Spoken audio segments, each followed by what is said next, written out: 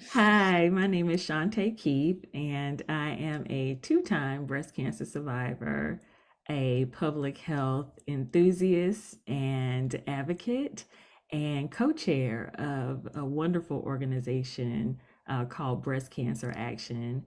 And I am with my wonderful, incredible co-pilot, Stacey, who will introduce herself.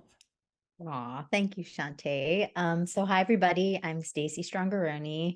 I live in Brooklyn. I am delighted to be co-chair of Breast Cancer Action with this amazing woman underneath me in the video that I see. And I am a lawyer who works as chief of staff in a criminal justice and immigration org. And I also had breast cancer, just hit my 5-year remission anniversary. Okay, Chante, let me ask you a question. Tell me, um, you got to breast cancer action before I did. So tell me a little bit about your story and how it brought you to breast cancer action. Yeah, so I was first diagnosed with stage 2 invasive ductal carcinoma. Me too. And yes, right. Lucky us. Lucky us. We're a part of a very special club. Uh, no one wants to be a part of. Nope. Um, so yeah, in May of 2016, and interestingly enough, I felt like I was in the best time of my life in terms of career wise, social life. Thought that I was really healthy and was doing all the things right. And I found a lump on an interesting evening, what I thought was one of the best evenings of my life. I went to an amazing concert, and that evening I found a lump. And from there, I went to all of the appropriate healthcare professionals to get a diagnosis. And at that time, was feeling very afraid and anxious, and I know you know this, Stacey, when you're first diagnosed, the doctors throw so much information at you at one time. Um, the type of breast cancer and the stage and the treatment. And you have to make so many decisions, life-changing decisions in such a short time frame, that it was a very complicated time in my life.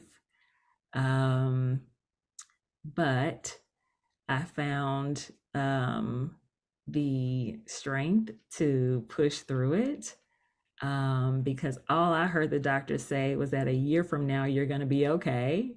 And so I said, all right, well, then I'm down for this ride, and was able to get through my first bout with breast cancer. Having said that, when you're going through, you always look for community. You look for, people who have been through the process, to learn from, to get feedback, to get guidance, to compare notes. Like, did your doctor say this to you? Did you have to go through this level of treatment? You also look for hope, who has been in your situation that has, made it through to the other side, And I tripped up on breast cancer action. And it was introduced to me by this woman, Laura Hamasaka, who said, check out, breast cancer action, who's doing some incredible work, keeping in mind that I'm already in the public health space. And so when I looked at this bold, radical, truth telling group that was just not afraid to say the things that needed to be said, I was like, this is where I belong. And so that's how I came to Breast Cancer Action, and really began the work with these incredible women to eradicate breast cancer once and for all. Awesome. I'm so glad you found Breast Cancer Action because that's how we found each other. That's how we found each Oh, other. Stacy, tell me all a right. little bit about your story and how you came to breast cancer action. Sure. So like you, diagnosed stage 2, triple negative breast cancer, which basically means the way I describe it is none of the new breakthrough technologies work on it. So they treat you with the really old and harsh stuff, super harsh chemo, surgery, and radiation. So that was back in uh, 20 17. Mm. Um, and actually quite similar to you, well, similar and different to you, Chante.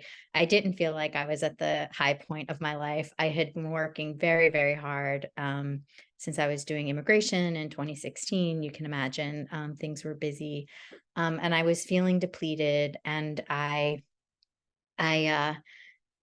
took this bucket list trip. I went to Hawaii for a month, which was a real extravagance for myself, with a plan to use that as like a break to then reset and kind of start living more normal now that the immediate crisis that I had been trying to help out with had ended. And it was my third day. I was in this remote Hawaiian village and I found this lump and I was like, what's that? Um, and I didn't even have access to a phone, and I didn't know what to do. Like, I was super stressed. Finally got a calling card and called my doctor. And she asked me a few questions, and she's like, look, like 3 more weeks isn't gonna change your outcomes. So I don't hear anything worrisome. Just come see me when you get back. And so it was on my first day back, the first business day back from this like amazing trip to Hawaii, where this was just like hanging in the back of my head, where the tests and the biopsies and the rabbit hole of finding out I had cancer happened. And so that feels a little similar to what you described. um I agree with you on community. I think my doctors were great. Oncologists are amazing human beings who save your life. Hard stop, like really appreciate that about them. Um, but they have a lot of information. They don't always have lived experience. And I too found myself like reaching out to everyone I could find when I got diagnosed to try to um, just even understand, wrap my head around it. I remember that I used to think, I was like, this will be okay as long as I don't have to do chemo. I convinced myself I didn't have to do chemo because I was Yes. terrified of chemo. And Yes. then like a few weeks in, I find out I have to do chemo, and I'm like, all right, it's funny, like what you just find this like strength that you didn't know you Strength. had, where like in the abstract, a year before diagnosed, if I was asked like, what would you do if you got cancer? I'd be like, I'd let it take me. I won't do chemo. And then like some survival instinct kicks in. You're like, give me all the chemo, give me all the drugs. But I do think one more point about community that I found interesting. So I was 39. I was 39 when I was diagnosed. So before mammograms, I mean, mammograms in your 40s is a whole thing, whether they work or not, but hadn't had a mammogram. And I was in this like donut where there's a great community for young breast cancer survivors. There's like the Young Survival Coalition, and I think they're 40 and under. And Hmm. I felt like a little too old to be there because their concerns were a little bit different from mine. But then any other cancer type support community type thing I could find was women in their 60s, and they were fantastic and lovely, but like didn't we weren't going through the same things. And so I did find it hard to find community. So I'll just name that. Last thing I'll say is, yeah, I think it was actually one of my early nurse navigators. I was in the Bay Area at the time, and she knew what I did. She knew I was an activist, and she's like, you need to look up breast cancer action. And I can't think of her name. It was Sue something, right? Like these people are angels. You meet them at the beginning of your They cancer journey. You're are. so bamboozled, and then you can't even like, I can't remember her name. I could probably They find it on Facebook. are. But this woman told me about Breast Cancer Action, and I kind of forgot about it. I looked at some stuff on the website, but I was focused on like battling nausea, not activism. Yeah. But then a few years later, I came back to it, and I just stumbled upon, I kind of stalked Breast Cancer Action until I got a meeting with the ED, which led me to do a volunteer strategic plan facilitation for the group. And I remember when we were on the call and doing the icebreaker and everyone was talking about themselves, I was like, oh, these are my people. They're talking about the things I care about. Like I want to be involved in them, and, kind of elbowed my way in over time. So really, really glad I found Breast Cancer Action, and all the information on the website, the campaigns, the ability to engage and take action on things that are meaningfully trying to prevent, to end the breast cancer epidemic, to really look with eyes wide open at the equity issues that that exist in disparities in treatment and care and outcomes. I just kind of knew I had found my home.